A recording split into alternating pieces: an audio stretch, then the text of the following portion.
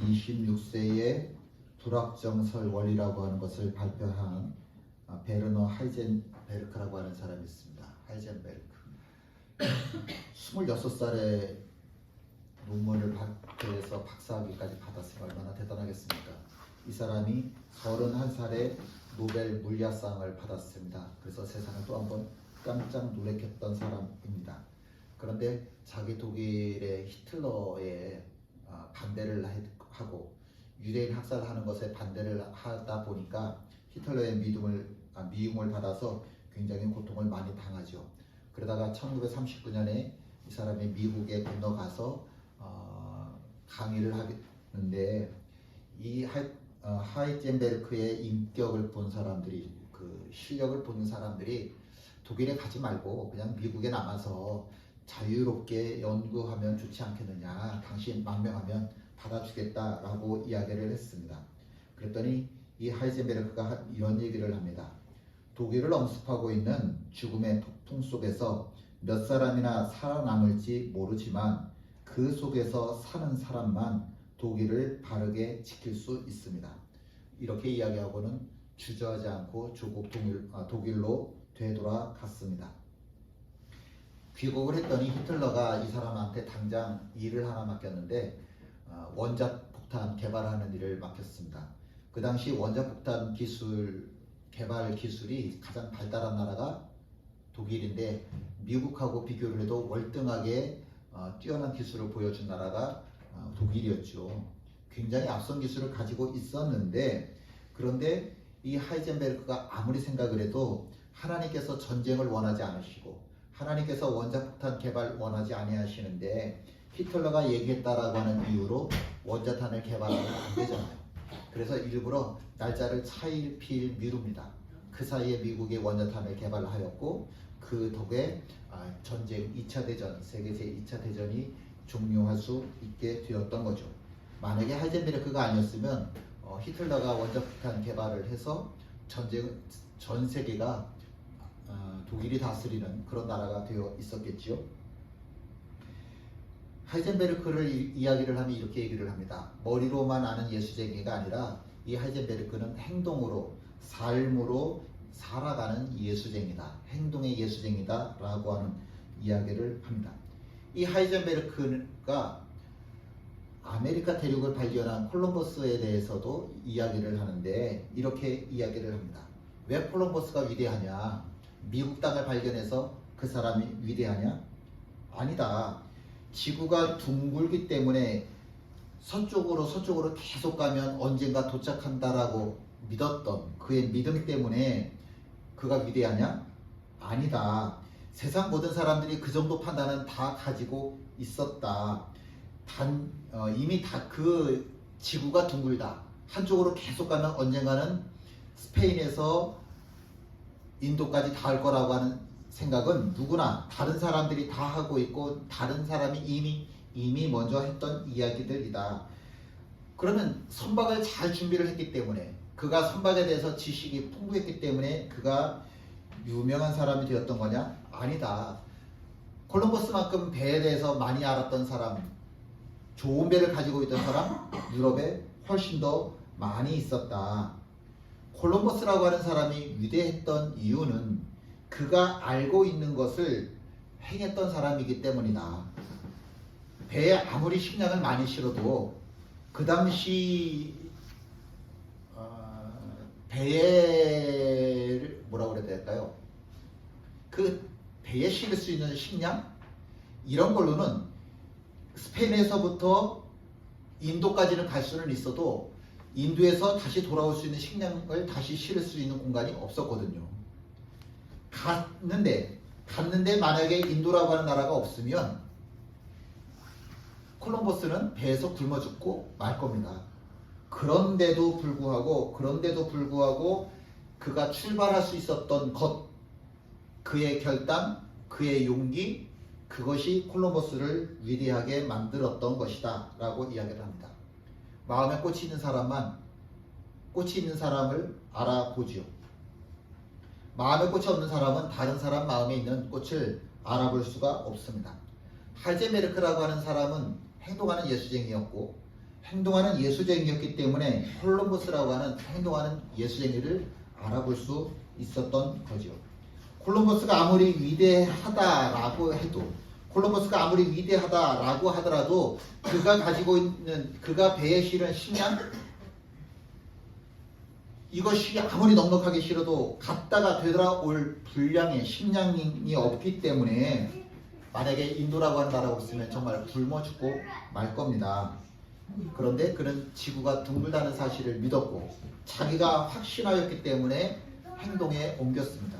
그렇게 내가 알고 있는 것을 행동으로 옮겼던 그 한 사람 때문에 세계 역사는 완전히 뒤바뀔 수 있었습니다. 하나님은 영이시죠. 그런데 하나님은 영이시라고 하는 말은 보이지 않는다라고 하는 뜻이죠. 결국 믿음이라고 하는 것은 보이지 않는 하나님을 쫓아가는 겁니다. 믿음이라고 하는 것은 내 눈에 보이는 것을 따라가는 삶이 아니라 보이지 않는 하나님을 따라가는 것이라고요.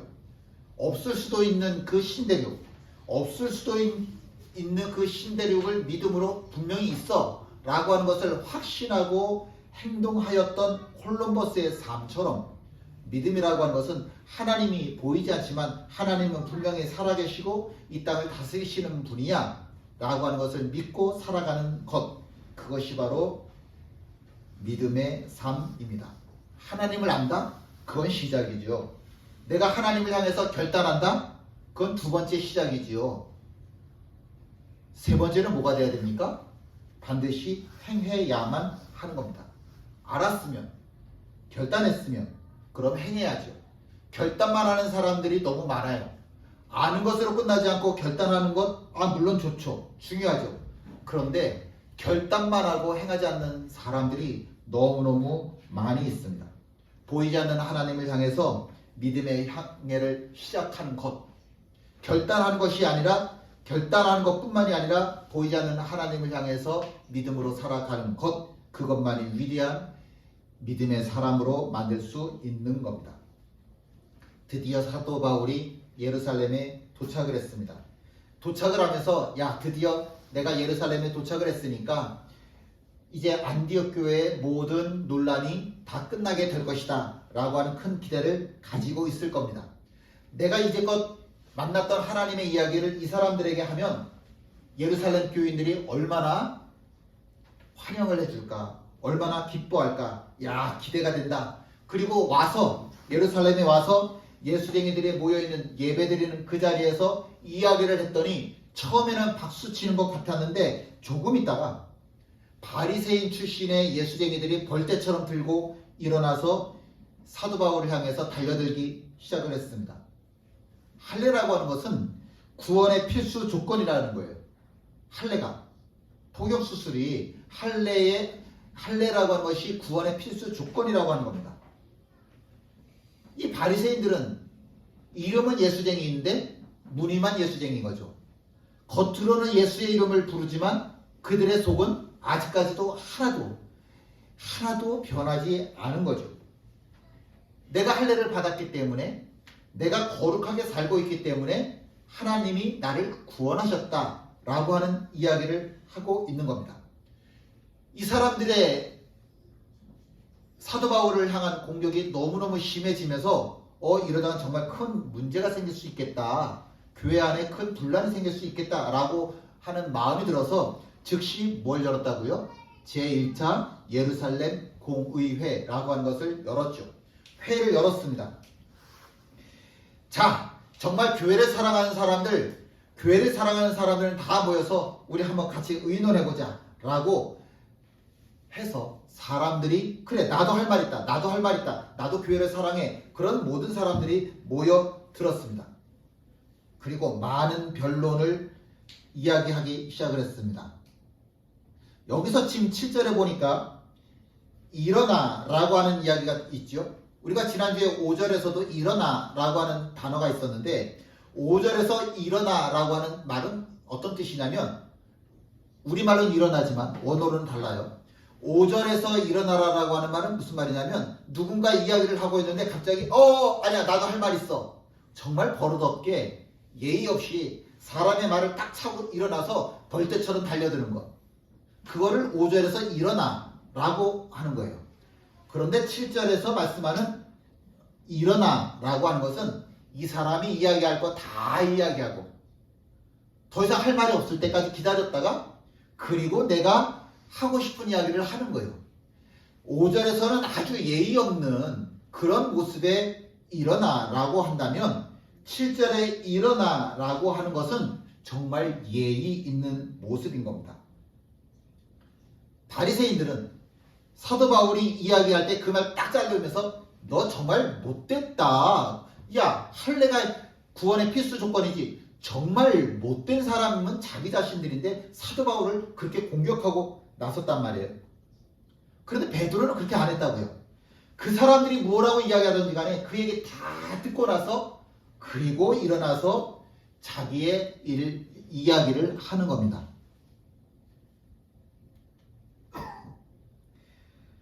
신앙이라고 하는 것은요, 신앙은 이 사람 성령 충만해, 이 사람 신앙이 정말 성숙해. 이건 어디에서 알 수 있냐면 신앙의 성숙은 인격의 성숙하고 정비례합니다. 물론 인격이 훌륭하다고 해서 이 사람의 신앙이 성숙하지는 않아요.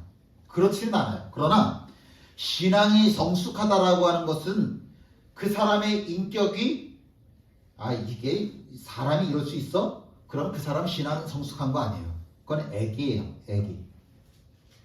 그건 애기입니다. 신앙이 성숙해진다라고 하는 이야기는 인격이 성숙하다고 하는 거라고 그랬죠. 하나님의 손으로 그를 빚으셨다라고 하는 겁니다.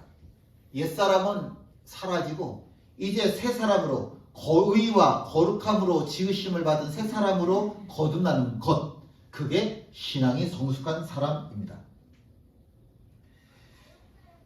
베드로가 이야기를 하는 거예요.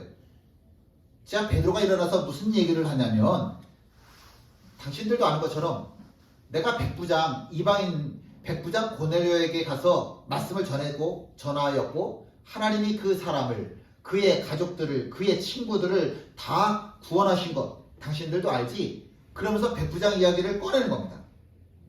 그렇게 이야기를 꺼내는 목적은 뭐냐면 하나님께서 이방인인 백부장을, 그의 가족을, 그의 지인들을 다 구원하시기 원하셨다는 거예요. 그 이야기를 하면서 봐라. 근데 여기에 하나 이야기 언급되지 않은 게 있어. 하나님께서 고넬료를 구원하기 원하셨는데 그러나 할례 이야기는 없으셨어. 하나님이 말씀하시지도 않았던 할례 이야기를 지금 너희들이 하고 있는 거야. 베드로가 이렇게 이야기하는 거예요. 함께 읽지요. 또 마음을 아시는 하나님이 우리에게와 같이 그들에게도 성령을 주어 증언하시고, 백부장 고넬료는요 하나님하고 아무런 상관이 없었 사람이잖아요. 근데 그가 하나님을 알았고 하나님께서는 그런 고넬료를 긍휼히 여기셔서 구원하기를 원하셨잖아요. 근데 여기 할례의 이야기는 전혀 없었어요. 하나님이 마음을 아신다고요. 그의 살아가는 이야기들을 아신다고요. 그래서 그의 살아가는 이야기를 아시니까, 그의 마음을 아시니까 구원하시기를 원하시는데 거기에는 할례라고 하는 것이 절대로 전제 조건이 들어가 있지를 않다고요. 내가 이만큼 배운 사람이고 내가 이만큼 훌륭한 사람이고 내가 이만큼 유명한 사람이니까 너 구원받아야 돼 이러지 않으셨다라고요. 그냥 저 사람 마음이 나를 온전히 향하고 있네? 그래서 그냥 구원하기를 원하셨다고요. 하나님이 베드로 마음도 지으셨고 하나님이 백부장 고넬료의 마음도 지으셨고 하나님이 이방인의 마음도 지으셨고 하나님이 우리의 마음도 지으셨고, 우리의 마음을 지으신 분은 하나님이시죠. 함께 읽습니다. 무릇 하나님의 영으로 인도함을 받는 사람은 곧 하나님의 아들이라. 하나님께서 성령을 베드로에게 주셨는데 베드로 자신만 성령 받았다라고 했더니 세상에 웬걸? 내가 고넬료의 집에 갔더니 그곳에도 하나님께서 동일하게 성령을 부어주시더라고요. 그 성령님이 예루살렘에서 함께 예배하는 모든 예수쟁이들에게도 동일하게 임하시더라고요. 그 이야기는 뭡니까? 하나님께서는 모든 사람을 차별하지 않으신다라고 하는 거예요. 이방인이라고 해서, 유대인이라고 해서, 목사라고 해서, 장로라고 해서, 권사라고 해서, 집사라고 해서 하나님이 차별하지 않으시고, 하나님께서는 모든 사람들에게 동일하게 은혜 베푸시는 분이다 라고 하는 거죠. 함께 있습니다. 믿음으로 그들의 마음을 깨끗이 하사 그들이나 우리나 차별하지 아니하셨느니라. 따지고 한번 보자. 그래, 좋다. 니네들 말대로 할례라고 하는 것이 구원의 전제 조건이라고 한번 이야기해보자. 너가 할례 받았다고 해서 할례 받지 않은 이방인들보다 더 거룩해? 너가 할례 받았다고 해서 저 할례 받지 않은 이방인들보다 더 선한 영향력을 이 땅에 끼치면서 살아? 아니잖아. 예수님의 보혈이 얼마나 보잘것없으면 이스라엘 사람들만 구원하고 저 사람들은 구원하지 못한다라고 하는 말도 안 되는 이야기들을 하고 있는 거냐. 성령은 자기 죄를 회개하는 모든 사람들에게 동일하게 다 임재하셨다. 하나님은 마음을 아시는 분이시기 때문에, 우리 모두가 다 죄인이기 때문에 우리 모두를 차별하지 않으시고 똑같이 구원하시기를 원하신다. 하나님은 우리 모두가 다 동일하게 구원받기를 원하십니다. 모두를 구원하는 것은 하나님의 뜻이에요. 이방인이라고 해서 차별을 두지 않으시는 것, 이게 하나님의 뜻인 겁니다. 하나님의 의지예요. 하나님의 뜻이 구원이라고요. 그래서 예수님을 우리에게 주신 거죠. 그런데 우리는 자꾸 내가 무엇을 해야만 십자가의 은혜를 받을 자격이 있다라고 이야기를 하는 겁니다. 내가 십자가의 은혜를 누리려면 하루에 성경 5장 읽어야 되겠죠? 내가 십자가의 은혜를 누리려면 그래도 하루에 최소한 1시간은 기도해야 되겠죠? 내가 십자가의 은혜를 누리려면 내가 구원받으려면 뭐 해야 되겠죠? 아니요. 그런 거 하기 이전에 하나님께서 나에게 먼저 십자가의 은혜를, 구원의 은혜를 주셨다고요. 이게 베드로의 신앙 고백입니다. 바리새인은 이스라엘 내에서는 최고의 지식인들이고 권력층이에요. 그에 비교한다고 한다면 베드로는 상류층 아니에요. 지식인 아니에요. 오히려 버림받고 쓸모없다라고 생각하던 저 갈릴리의 빈민층, 그게 베드로였습니다. 그 베드로가 예수님의 수제자가 되어져서 사도들 중에 리더가 될 수 있었던 이유, 이 베드로가 바리새인들과 차별을 둘 수 있는 유일한 한 가지가 있는데, 그건 뭐냐면 내게 주신 말씀에 절대적으로 순종했다라고 하는 거예요. 행동했다라고 하는 겁니다. 아, 하나님의 뜻이 이거면 내가 순종해야지, 내가 행동해야지 라고 했다는 거지요. 하나님께서 요나한테 니느웨에 가서 복음을 전해라, 그 사람들 구원해라 라고 말씀하시죠. 니느웨는 아수르의 수도입니다. 그 이야기는 무슨 얘기냐면, 늘 이스라엘이 둘로 나눠졌죠. 북이스라엘, 남유다. 그 북이스라엘의 선지자 중에 한 사람이 요나인데, 이 북이스라엘 위에 아수르라고 하는 나라가 있단 말이에요. 이라크. 그쪽에서 자꾸 쳐들어 내려와요. 늘 괴롭혀요, 우리를. 우리의 원수거든요. 근데 하나님께서 뭐라고 그러시냐면, 그 사람들에게 가서 복음을 전해라, 회개하게 하라 라고 말씀을 하시는 거예요. 아무리 곱씹어봐도 하나님 잘났어, 하나님 사랑해, 하나님 그래 맞아. 그런데 그렇다고 해서 내가 나의 원수까지 구원하는 일만큼은 난 못하겠다. 그래서 요바에 가서 배를 타고 저 다시스로 가는 니느웨와 정반대 방향으로 도망을 가죠. 아무것도 하기 싫다는 거죠. 구원? 그럼 하나님이 좋으면 하나님이 알아서 하시든가, 다른 사람 통해서 하시든가, 나하고는 아무런 상관이 없다는 거죠. 그리고서는 배를 타고 다시스로 도망가는 겁니다. 스페인으로 도망가는 거죠. 그런데 하나님이 큰 물고기를 예비하셨고 이 요나를 삼키게 하셨습니다. 그럼 누가 생각을 하든지 간에 이제 요나는 죽었다, 이렇게 생각이 들겠죠. 근데 여전히 요나가 살아있는 거예요. 여전히 내가 죽을 수밖에 없는데도 불구하고 살려주신 이유,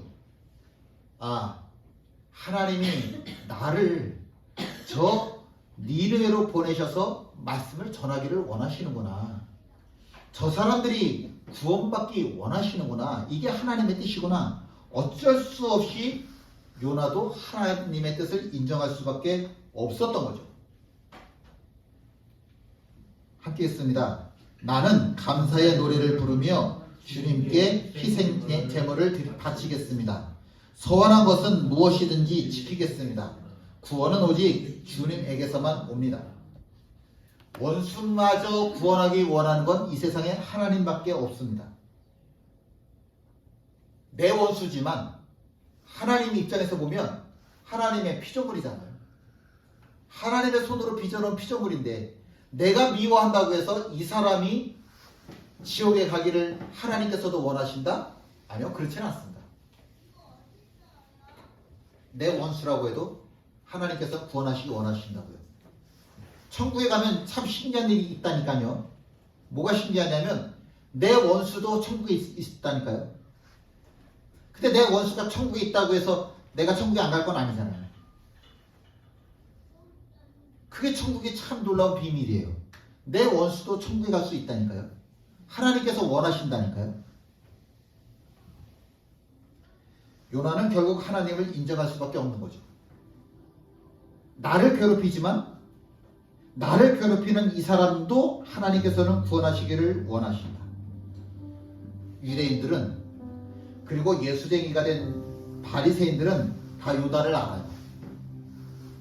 모두를 구원하시기 원하시는 하나님의 뜻을 안다고요. 그러면서도 속으로 뭐라고 이야기를 하냐면, 그러나 하나님, 내가 미워하는 저 사람만큼은 구원 안 받았으면 좋겠어요. 저 이방인만큼은 구원 안 받았으면 좋겠어요. 이런 마음을 품고 살아가는 사람들이, 예수쟁이들이 너무 많은 거예요. 요나는 회개의 말씀을 선포했지만, 그러나 그래도 난 이 사람들이 망했으면 좋겠습니다. 그래서 산 꼭대기에 올라가서 이 사람들이 망하는 꼴을 보려고 구경하고 앉아 있었습니다.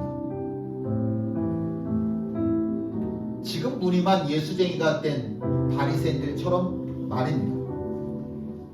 물론 다 교회를 사랑해요. 다 교회를 사랑하는데 다 하나님 사랑해요. 그런데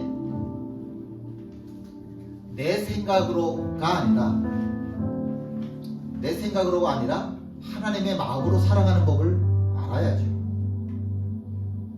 베드로가 위대했던 이유는 정말 이방인인 고넬료, 그 사람 구원 안 받았으면 좋겠는데 그럼에도 불구하고 구원하시기 원하시는 하나님의 뜻이니까 어쩔 수 없어서 가기 싫어도 갔잖아요. 억지라도 순종했잖아요. 그래서 위대한 거죠. 사도 바울이 위대한 이유는 뭡니까?